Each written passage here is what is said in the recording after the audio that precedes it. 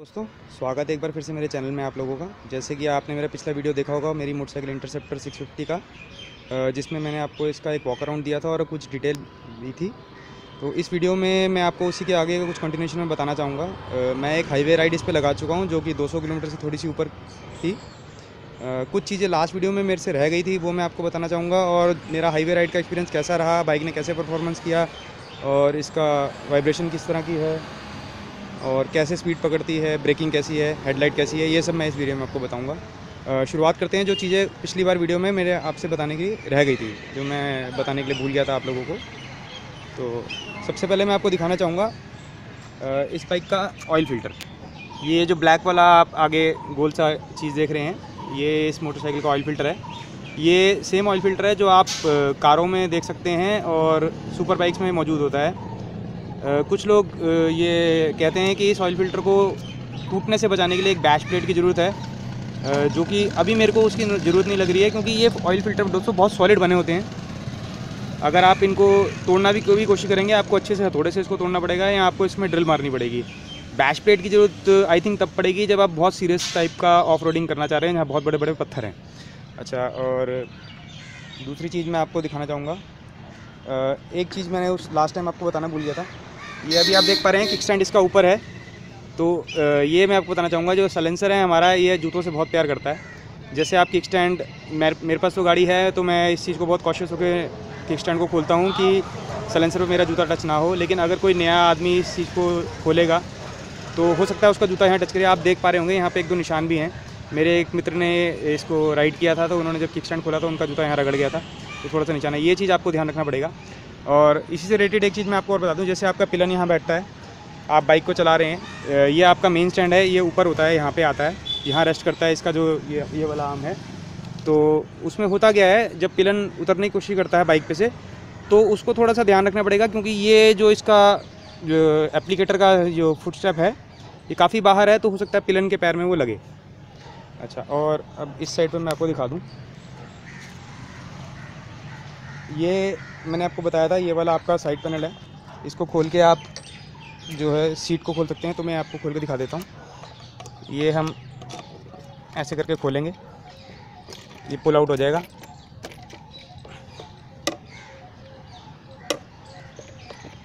अभी मैं एक हाथ से कर रहा हूँ दोस्तों, तो ये थोड़ी दिक्कत मेरे को आ रही है। ये जब हमने खोल दिया है, मैं इसको पीछे रख देता हूँ सेफली। यहाँ पे आपको टूल किट मिल जाएगी दोस्तों, फर्स्ट एड किट मिल जाएगी। ये एक छोटा सा पुलर दिया हुआ है, इससे हम पुल करके सीट को खोल सकते हैं। ये एक छोटा सा पुलर है दोस्तों, इसको पुल करके हम सीट को खोल सकते हैं। सीट को मैं खोल के दिखा दूँ आपको। ये इस तरह से सीट के नीचे से, सीट खोलने के बाद खुल चुकी है दोस्तों। सीट हटाने के बाद ये नीचे से ऐसे नज़र आती है दोस्तों।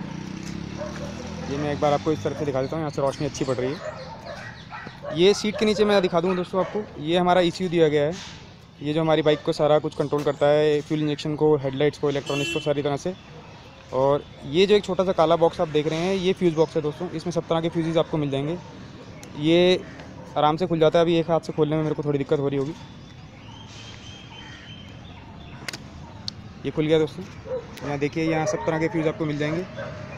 और ये कौन सा फ्यूज़ है ये भी यहाँ मेंशन है। ये जो वाइट शीट यहाँ पे दी गई है, इसके अंदर सारे फ्यूज़ यहाँ पे मौजूद है दोस्तों। ये 3 फ्यूज़ यहाँ पे स्पेयर में दिए गए हैं। जब भी आपकी बाइक के अंदर कोई प्रॉब्लम आती है, आपको जैसे हेडलाइट काम करना बंद कर दे, हॉर्न काम करना बंद कर दे, ABS काम करना बंद कर दे, तो सबसे पहले हमको ये फ्यूज़ चेक करने चाहिए।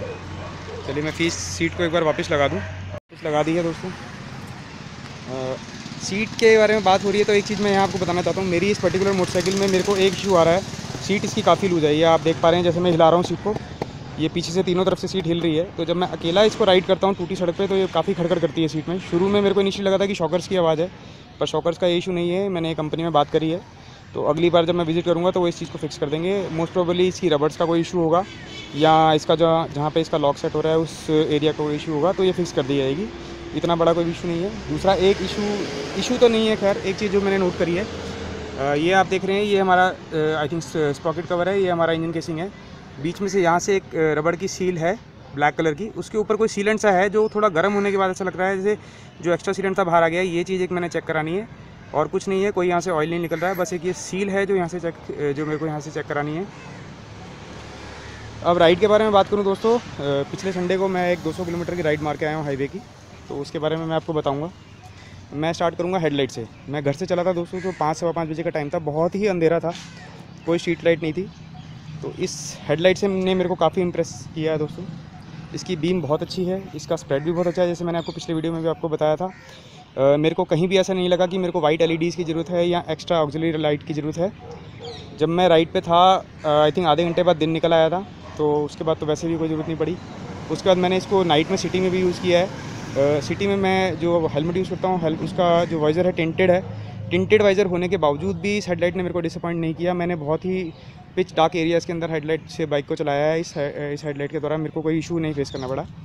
अच्छा, अब मैं राइड का एक्सपीरियंस मैं आपको बता दूँ। जैसे आप देख सकते हैं ओडोमीटर मेरा, ये तो ट्रिप मीटर है। ये टोटल मैं संडे राइड के बाद से इतना चला चुका हूँ। टोटल जो मेरी बाइक है 300 किलोमीटर होने वाला है।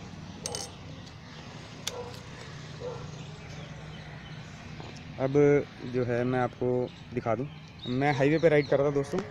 तो हाईवे पे जब मैं राइड कर रहा था, इनिशियली मेरी ये पहली राइड थी हाईवे की, तो मैंने जो अपना RPM है वो कोशिश किया कि 3000 से 4000 RPM के बीच में बाइक को चलाया।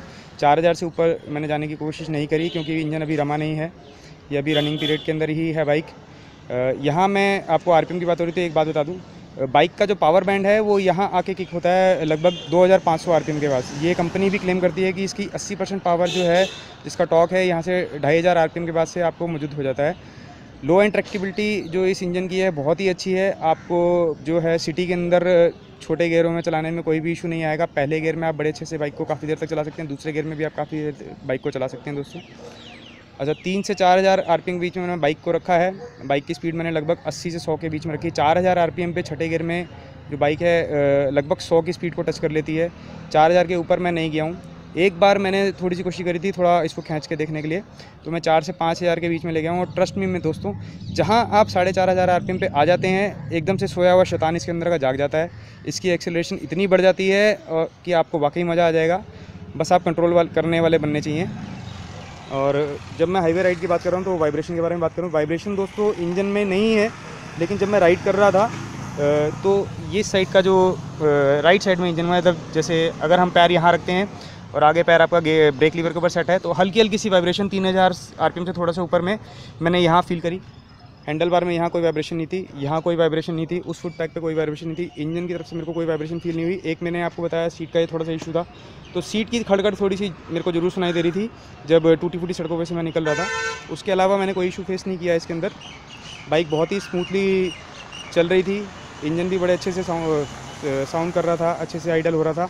एग्जॉस्ट का जो साउंड था वो भी बहुत प्यारे से मेरे को पीछे सुनाई दे रहा था। तो मैं तो शायद ही मैं एग्जॉस्ट तो बदलने की बिल्कुल भी नहीं सोचूंगा, क्योंकि इसकी जो एग्जॉस्ट की ओरिजिनल आवाज़ है मेरे को बहुत ही प्यारी लग रही है। अच्छा, अब मैं बात करूँ आपसे एक दो चीज़ों की और की।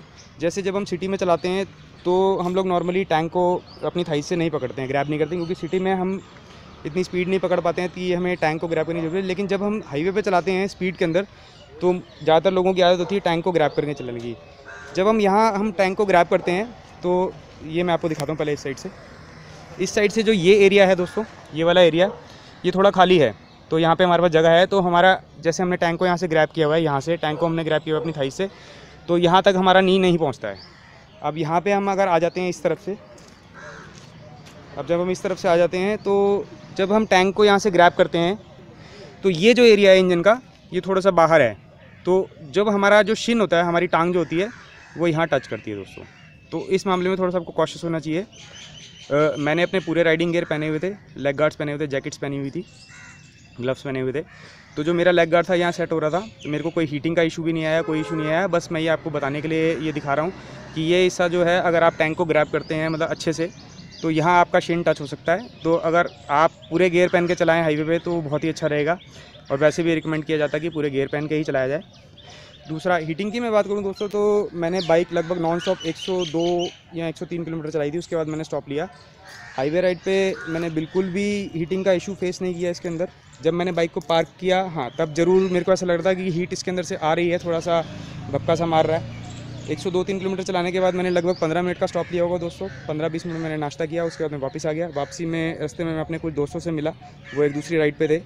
उन्होंने भी इस बाइक को चला के देखा। तो जैसे मैं तब लगभग 50-60 150 किलोमीटर के करीब लगभग बाइक को चला चुका था। जब मैंने बाइक को पार्क किया तो थोड़ी बहुत हीट मेरे एक मित्र ने फील करी बैठने के बाद, लेकिन जब वो बाइक को चला रहे थे तो उसके बाद उन्होंने उसको कोई भी हीट नहीं फील करी। अब जब हीटिंग की मैं बात सिटी में करूँ तो सिटी में जब आप बहुत ही कम स्पीड पर चला रहे होते हैं बाइक, जब बाइक काफ़ी चल चुकी होगी है, लगभग आधा घंटा आप बाइक को चलाते हो, हाँ इंजन ज़रूर गर्म होता है। आप जो अपनी इनर थाइज होती है, मतलब कि इंजन के इस साइड से यहाँ से और सेम साइड इस तरफ से यहाँ से थोड़ी थोड़ी हीट फील कर सकते हैं। लेकिन जब बाइक चल रही होती है खुले में तो आप बिल्कुल भी हीट फील नहीं करेंगे दोस्तों। ब्रेकिंग की मैं बात करूँ तो हाईवे पे ब्रेकिंग बहुत ही अच्छी रही बाइक की। पिछली ब्रेक की बाइक बहुत ही ज़्यादा अच्छी है, इनफैक्ट इतनी अच्छी है कि मैं थोड़ा सा फील कर रहा हूँ कि पीछे वाली ब्रेक कुछ ज़्यादा ही टाइट है। हल्की हल्की सी मैंने आवाज़ फील करी है इसके अंदर, जो कि मैं अभी सर्विस सेंटर पर बाइक लेके जाऊँगा तो एक बार चेक करूँगा।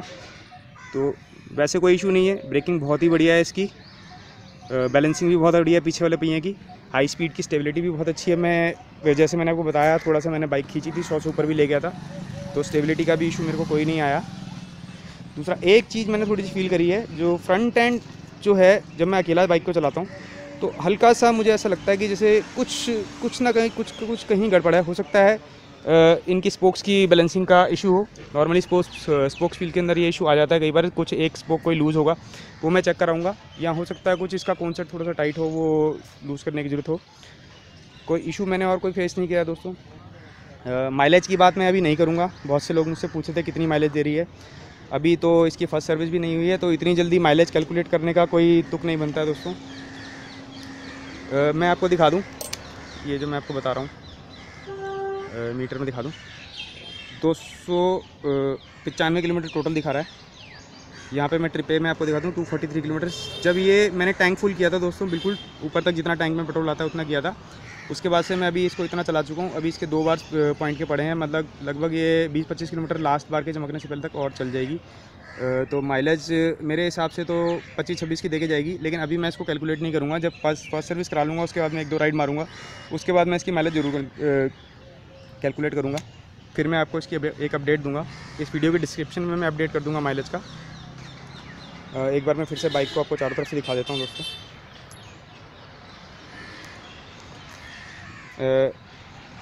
वीडियो को ख़त्म करते टाइम मैं ये बोलना चाहूँगा कि बाइक बिल्कुल ही वर्थ है। आपको कहीं से ऐसा नहीं लगेगा कि आपने ज़्यादा पैसे खर्च दिए या आपने कोई मुसीबत वाली चीज़ ले ली है। चलाने में आपको बहुत ही ज़्यादा मज़ा आएगा। इस बाइक को आप पूरे दिन सिटी में चला सकते हैं, कोई इशू नहीं आएगा, कोई वेट का इशू नहीं आएगा। जैसे मैंने आपको पिछले वीडियो में बताया था कि मेरी हाइट 5 फीट 4 इंच है, मेरा वज़न 63-64 किलो के अराउंड है। तो मैंने इस बाइक का वेट का कोई इशू नहीं फेस किया, हैंडलिंग का कोई इशू फेस नहीं किया दोस्तों। मेरे दोनों पैर बड़े आराम से नीचे लगते हैं, पूरा पैर तो नहीं लगता है, दोनों पैरों के पंजे मेरे बिल्कुल आराम से नीचे ज़मीन पर लगते हैं।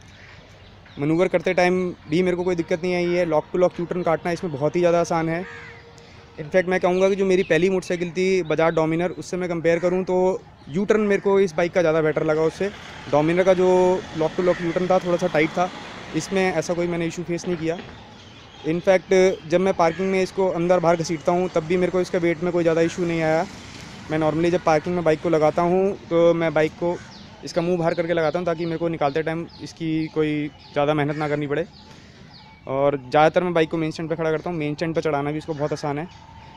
हाँ वेट बाइक में है, उसमें मैं डिनाई नहीं करूँगा, लेकिन जब बाइक मूव करती है तो आप वेट को बिल्कुल भी नहीं फील कर सकते दोस्तों। अच्छा, ब्रेकिंग का मैंने आपको बताया था, अगले पहिए की भी ब्रेकिंग बहुत ही कमाल की है दोस्तों। बस एक इशू थोड़ा सा मेरे को लगा, जो ब्रेक की बाइट बहुत अच्छी है लेकिन इस लीवर में फील नहीं है इतनी, मतलब जो स्प्रिंगीनेस, जैसे हम लीवर को इनिशियली पकड़ते हैं तो लीवर एक फील देता है, वो फील थोड़ी सी लैकिंग है। मेरे को शुरू में ऐसा लगा कि लीवर बिल्कुल जाननी है, ब्रेक काम नहीं करेगी, लेकिन ब्रेक बिल्कुल अच्छे से काम करती है। बस थोड़ा सा लीवर की जो फील है वो लैकिंग है। वो अभी मैं सर्विस सेंटर पर लेके जाऊँगा तो देखूँगा वो क्या कर सकते हैं इस लीवर को, कुछ एडजस्टमेंट करेंगे, कुछ ना कुछ तो होगा इसमें। एक चीज़ जो मेरे को थोड़ी सी और जो बेहतर हो सकती थी, यहाँ पे इन्होंने क्लच का जो एडजस्टर स्क्रू है यहाँ पे कोई भी रबड़ का कवर नहीं दिया। ये आप देख सकते हैं, ये बिल्कुल एक्सपोज है ये एरिया। तो अगर इसका कोई रबर का कवर आता होगा तो मैं उसका पता करूँगा और यहाँ पे लगवाऊँगा। एक जो इम्पॉर्टेंट चीज़ जो मुझे लगी बाइक में मेरे को चाहिए, वो यहाँ से यहाँ तक जो फुटरेस्ट आते हैं जो लेडीज़ फुटरेस्ट जिसको आप बोल लो या साइलेंसर गार्ड बोल लो, उसका मैं पता करूँगा, वो मैं लगवाऊँगा। जब मेरे को वो मिल जाएंगे तो मैं उसकी एक अपडेट ज़रूर आपको दूँगा। दोनों तरफ वो मैं लगवाऊँगा ताकि जो पिलन है उसका पैर पीछे साइलेंसर पे ना लगे। अभी कोई भी जो मेरा पिलन बैठता है मैं उसको बताता हूँ, भाई ज़रा ध्यान से बैठना, पीछे से स्टैंड का भी ध्यान रखना उतरते वक्त चढ़ते वक्त। एक चीज़ दोस्तों और रह गई बताने के लिए, बैटरी के बारे में मैंने आपको बाइक की नहीं बताया। बाइक की जो बैटरी है यहाँ पे हमें 12 वोल्ट की 12 AH की VRLA बैटरी मिली है, जो कि ये पैनल को हम खोल के एक्सेस कर सकते हैं। इस पैनल के पीछे एक प्लास्टिक का पैनल है, उसको खोलने के बाद हम बैटरी एक्सेस कर सकते हैं। बैटरी नॉर्मली बाइक में इस तरह से लगी होती है, इसका मुंह या तो इस तरफ होता है या उस तरफ होता है, लेकिन इसमें बैटरी ऐसे लगी है खड़ी तरफ में, तो बैटरी का मुंह सामने की तरफ है। एक टर्मिनल इस तरफ है, एक टर्मिनल उस तरफ है, लेकिन इस तरफ से दोनों टर्मिनल एक्सेस बहुत ईजिली हो जाएंगे। बैटरी की बात कर रहा हूँ तो मैं एक बार हेडलाइट का भी आपको बता दूँ। हेडलाइट में जैसे मैंने आपको पहले बताया, बहुत ही इंप्रेसिव इसकी बीम है। इसमें हमें 12V का 60x55 वाट का एक बल्ब दिया गया है, जो कि बहुत अच्छे से काम करता है, डिसपॉइंट आपको नहीं करेगा।